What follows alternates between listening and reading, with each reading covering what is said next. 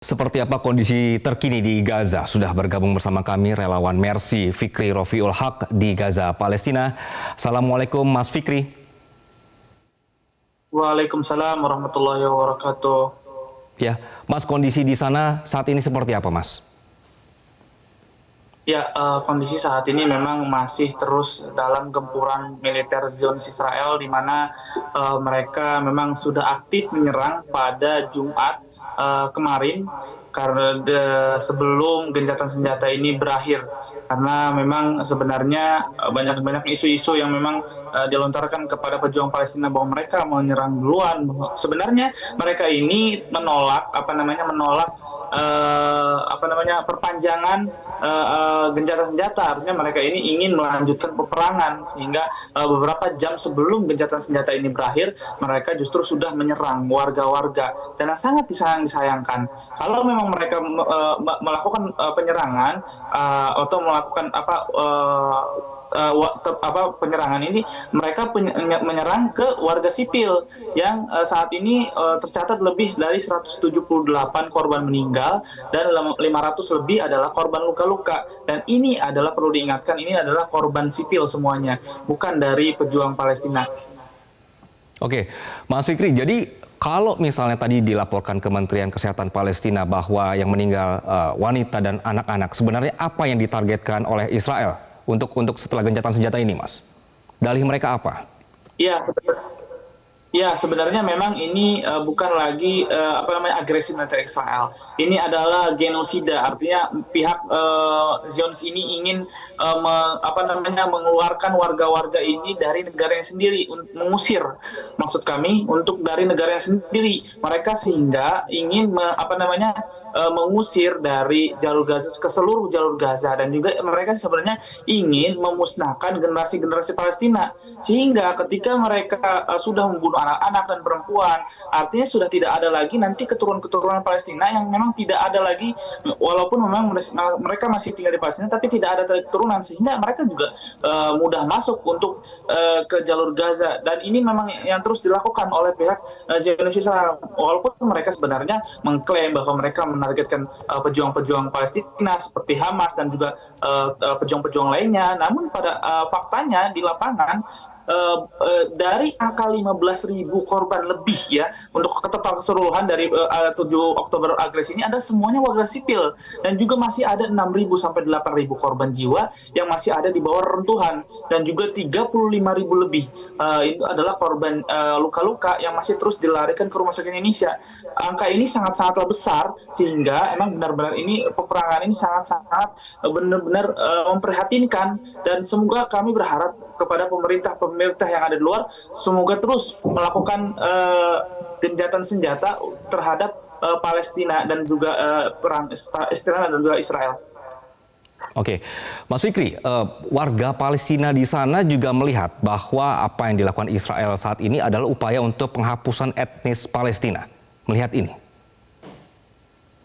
Iya, tentunya mereka juga sudah sadar dari awal mereka, bahkan jangankan dari peperangan ini ataupun dari ini, sudah berabad-abad lalu sebenarnya pihak Palestina juga mereka sudah tinggal yang ada di sini. Namun ketika pihak Israel ini sudah datang, akhirnya mengusir, dan pihak para Palestina ini mereka makanya memperjuangkan tanah mereka yang ada di jalur Gaza, sehingga para pejuang-pejuang ini mempertahankan tahanan mereka, sehingga memang tidak ada yang namanya tentara-tentara Israel ini berkeliaran di jalur Gaza, karena mereka mempunyai batasan-batasan. Ini berbeda dengan di tepi barat, mereka berkeliling, mereka masuk ke Al-Aqsa segala macam, sehingga kalau memang jalur Gaza ini misalnya pejuang-pejuang Palestina di sini misalnya dianggap teroris dan juga dibubarkan, ini sangat mudah sekali untuk para militer Israel untuk menguasai yang ada di jalur Gaza, sehingga sebenarnya ini adalah pejuang Palestina ini yang ingin mempertahankan tanah mereka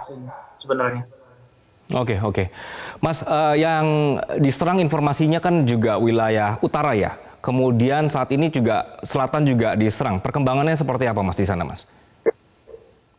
Ya, memang serangan-serangan ini di berbagai wilayah di Gaza Utara dan juga Gaza Tengah dan juga Gaza Selatan, serta yang ada di Gaza kota, dan rumah sakit yang terus masih aktif yang saya ketahui yang lumayan cukup besar di jalur Gaza Selatan ini ada Rumah Sakit Eropa dan juga Rumah Sakit Nasir yang terus mendapatkan korban jiwa yang dilarikan ke rumah sakit tersebut.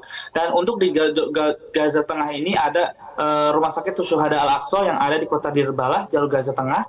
Dan memang dari ketiga rumah sakit ini juga saya sudah melihat bagaimana kondisi mereka, keadaan di sana, para pasien dan juga para pengungsi yang masih sendiri ketahui bahwa pengungsi-pengungsi ini mereka mengungsi bukan hanya dari sekolah tapi di rumah sakit dan keadaan di rumah sakit ini memang masih sama seperti yang saya gambarkan di rumah sakit Indonesia. Banyak sekali warga luka-luka yang memang belum mendapat kamar dan juga belum mendapatkan jatah medis yang cukup.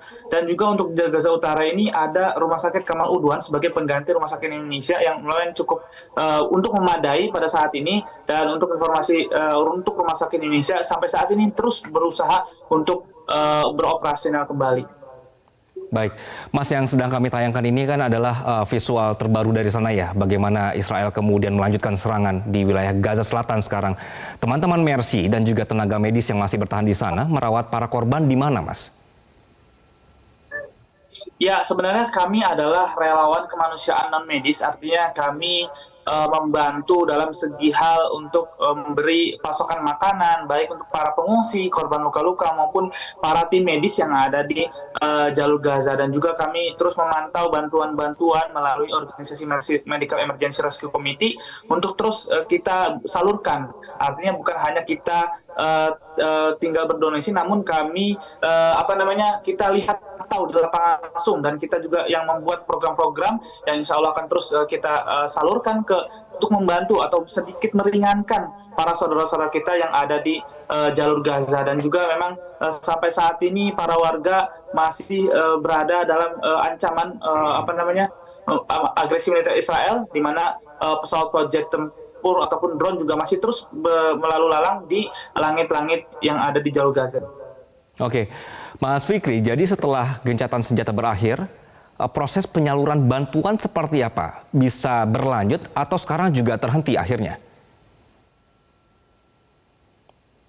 Ya, sebenarnya memang kami sangat bersyukur sekali setelah puluhan hari, ya saya sudah lupa berapa hari ini peperangan terjadi.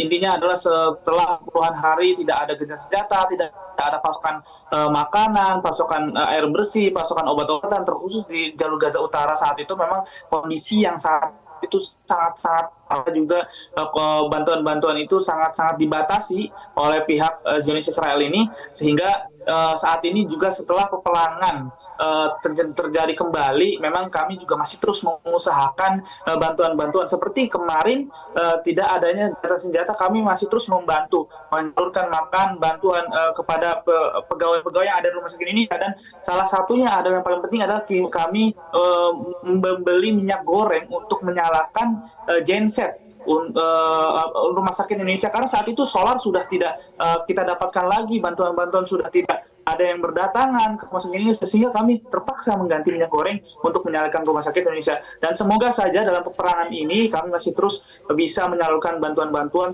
yang untuk bisa meringankan saudara-saudara kita yang ada di jalur Gaza. Baik, Mas Fikri, doa kami warga Indonesia akan terus menyertai teman-teman Mercy dan juga warga Gaza di sana. Terima kasih, Mas Fikri. Assalamualaikum. Jelajahi cara baru mendapatkan informasi. Download Metro TV Extend sekarang.